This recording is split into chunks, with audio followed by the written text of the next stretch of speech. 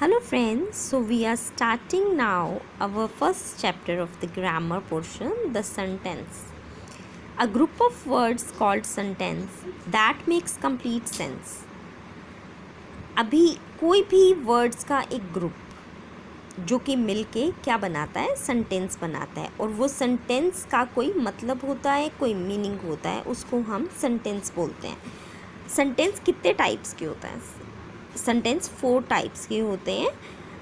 First is declarative. Declarative एक ऐसी statement होती है सेंटेंस की जो कि हमें किसी चीज़ के बारे में बताती है, किसी टाइम पीरियड के बारे में बताती है, और जो इसका पंक्चुएशन साइन है वो है फुल स्टॉप। और उसके बाद है इंटेरोगेटिव। इंटेरोगेटिव सेंटेंसेस ऐसे सेंटेंसेस होते हैं जो कि क्वेश्चन मार्क होते हैं, क्वेश्चन पूछा जाता है जिनके अंदर, और वो क्वेश्चन मार्क के साथ ही एंड होते हैं, उनका पंक्चुएशन साइन होता है question mark. Imperative. Imperative sentences जो होते हैं वो हमें कमांड्स देते हैं, हम किसी को कोई कमांड दे रहे हैं तो हम इम्पेरेटिव यूज़ करते हैं। एक्सक्लामेटिव होते हैं जो कि एक्सक्लामेशन के यूज़ होता है, और जिसमें कि हमारी फीलिंग होती है, स्ट्रॉन्ग फीलिंग होती है हमारे पास एक, तो ये होते हैं। तो अभी हम डेक्लरेटिव का जो एग्ज़ाम्पल है वो है राधा लाइक्स मैंगो। अभी राधा को आम पसंद है। तो और जो इंटेरोगेटिव का जो होगा वो है डज जोहन लाइक मैंगोस। क्या जोहन को आम पसंद है? तो हम क्वेश्चन पूछ रहे हैं, हम किसी से क्वेश्चन पूछ रहे हैं। तो इम्पेरेटिव में क्या होगा? Stop, close the door. अब ये थोड़ा सा ट्रिकी है, ये it's stop, close the door. So इसमें क्या आ गया? स्टॉप। स्टॉप के बाद हमने एक्सक्लेमेशन, हमने थोड़ा सा टाइम लिया ना। स्टॉप, हम किसी को कह रहे हैं कि रुको और दरवाज़ा बंद कर दो, तो ये इम्पेरेटिव में आता है। अब एक्सक्लामेटिव। एक्सक्लामेटिव क्या होते हैं? What a funny story she told. अब फनी स्टोरी हमें लगी ना, उसमें हमारी फीलिंग है, हम किसी को बता रहे हैं कि कितनी फ़नी स्टोरी थी, तो उसमें क्या है कि फीलिंग है, तो इसलिए वो फ़नी हो गया। तो अभी है पार्ट्स ऑफ सेंटेंसेस। उसके बाद सेंटेंसेस के 2 पार्ट्स होते हैं। 2 पार्ट्स कौन कौन से होते हैं? एक होता है subject and the other is predicate. अब for example the sun sets, सूरज छिपा, ओके, छिप गया। तो the sun is a subject क्योंकि उसके बारे में बात हो रही है। Sets is a predicate. So Ram is playing, Ram के बारे में बात हो रही है, तो Ram is a subject and playing is a predicate. So now बेटा, इस सेंटेंस जो द सेंटेंस हैं इनकी एक करेक्ट ऑर्डर होता है। इसमें सिर्फ सब्जेक्ट प्रेडिकेट नहीं होता। जो सेंटेंस चैप्टर है वो हमारी पूरी ग्रामर का फर्स्ट चैप्टर है, और उसी के ऊपर ग्रामर चलती है, उसमें बहुत सारी चीज़ें आती हैं।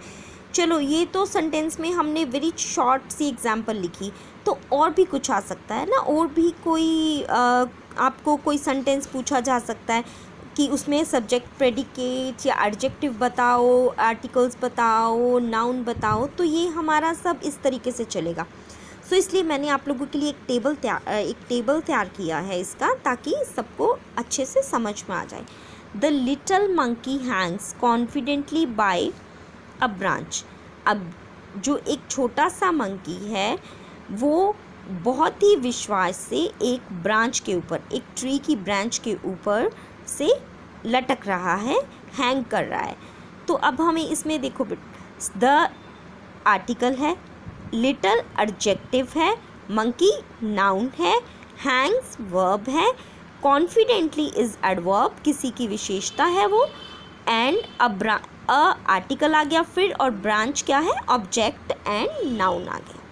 तो इसका जो बेसिक कॉन्स्टिट्यूएंट जो स्ट्रक्चरल है, एनालाइज किया गया है जो सेंटेंसेस को, वो इस तरीके से किया गया है। तो आप इस टेबल को आपको याद रखना है अच्छे से, तो आपको कभी भी बुक उठाने की ज़रूरत नहीं पड़ेगी। जब भी आपका एग्ज़ाम होगा आपको क्रैमिंग करने की ज़रूरत नहीं पड़ेगी।